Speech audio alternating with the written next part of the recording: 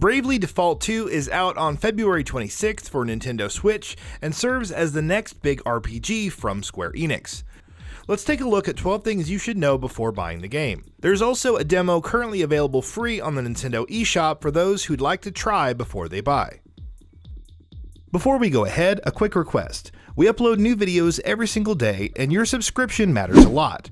So please consider subscribing and enable all notifications by clicking the bell icon. With that out of the way, let's begin. Story and setting.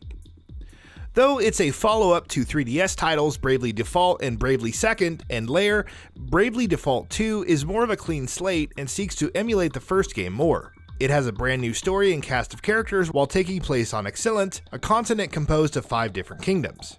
The first game focused on the crystals, a mainstay of several Final Fantasy titles which appear here as well.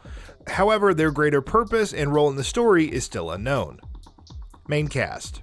Much like Bravely Default's predecessor, Final Fantasy The Four Heroes of Light, the main cast is composed of 4 characters: Seth, Gloria, Elvis, and Adele. Seth is a sailor saved from a storm by the crystal's power and now finds himself in a new land.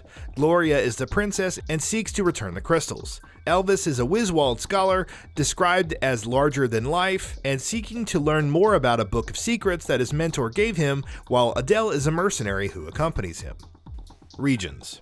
Their journey takes them to a number of different regions, each with their own unique ecosystems and cultures. There's Savalon, the land of drought, which is surrounded by deserts whose main city is currently submerged. Wiswald is the land of magic, where mages rule supreme but is currently under siege by overgrown plant life. Rheimdall is the snow country and has a very elegant feel to its surroundings. Each country has a number of important characters and asterisk holders to encounter. Subquests. Of course, alongside different main quest missions are side quests, known as subquests, doled out by different NPCs. These are straightforward tasks like gathering X amount of a certain material with the location marked out on your map. But subquests also afford the opportunity to learn more about the world and see its various sides, like what happens to the different asterisk holders after your initial encounters with them. Exploration and field actions.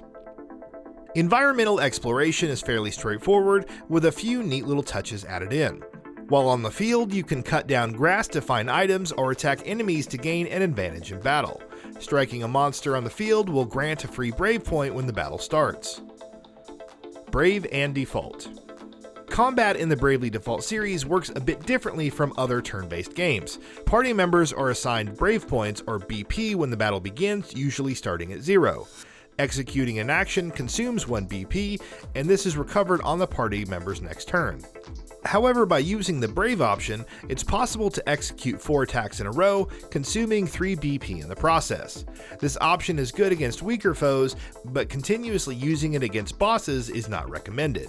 If used without any BP in reserve, then the party member will essentially be defenseless for the next several turns. This is where the default option comes into play. It restores 1 BP and provides some damage mitigation for that turn. By defaulting enough times, it's possible to unleash a quick burst of damage or healing without suffering any consequences.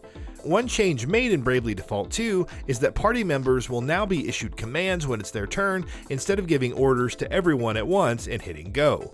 This is important due to the presence of counters and jammers. Counters and jammers. Certain enemies have a chance to counter a party member when attacked, but can also use jammers. These are counters that are initiated from non-attack actions, such as a party member using an item. Identifying jammers and avoiding counters, especially by using support abilities like the Hunter's Retaliation Evasion, will be necessary for survival. Jobs and abilities. Like previous games, classes are denoted by jobs and have their own unique abilities. Leveling up jobs confers access to new abilities, and you can switch between them at will. Said jobs include the Freelancer, a general class that can utilize different kinds of equipment, White Mage, which specializes in healing, Dragoon, a lance wielder that utilizes abilities like the signature jump to assail foes, Swordmaster, which relies on counterattacks, and much more. New jobs are unlocked by defeating different asterisk holders who appear throughout the story. Defeat Martha Lancer and Rheimdall, for instance, and you'll obtain the Dragoon asterisk and job. Support abilities and special moves. As jobs are leveled up, you unlock different support abilities which act as passive buffs. More importantly, they can be equipped regardless of your job. Some abilities include the Monk's empty-handed support ability that increases attack and accuracy when not using equipment in either hand, and the Black Mage's Aspire attack, where basic attacks will restore MP based on damage done. Then there are the special moves unique to each job, like the White Mage's Sacred Light, which significantly heals all allies and removes status ailments while also buffing physical and magical defense. Consecutive battles. Though you could enter encounters one at a time, it's also possible to trigger battles against multiple sets of foes. These are known as consecutive battles and will provide a bonus to job points earned, but be careful since Brave points carry over between each battle. Facing monsters of a specific race in consecutive battles is also possible when using certain items. Random encounters. One nice little change to random encounters is that enemies will actually respond to your level. If your party is weaker or at an equivalent level as the enemy, then they'll charge at you and initiate conflict. If you happen to be at a higher level though, they'll run away fearing your power. This not only ensures you avoid random encounters with trash enemies, but also provides an indicator of whether you're strong enough or not. Search mode. If you're not playing the game but still want to make some progress, then search mode comes in handy. It provides XP and job points based on the amount of time that you don't play, with options for up to 12 hours. The longer you don't play, the more the rewards will be, and if connected online, then other players will help increase those rewards even more, though activating it offline is also possible.